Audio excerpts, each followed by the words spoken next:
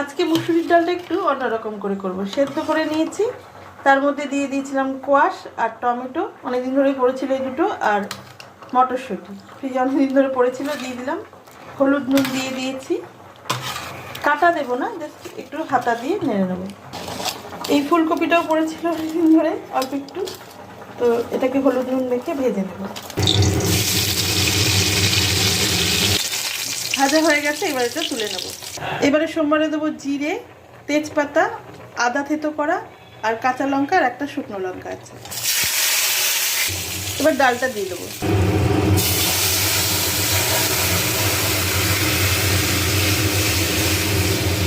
এবার একটু চিনি দিয়ে দিলাম। প্রতিদিনের একঘেয়ে রান্নাকে একটু অন্যরকম করে টেস্টটাকে বাড়ানো, বলে না ফ্যাশন ইনফিউশন, এটা হচ্ছে টেস্ট ইনফিউশন।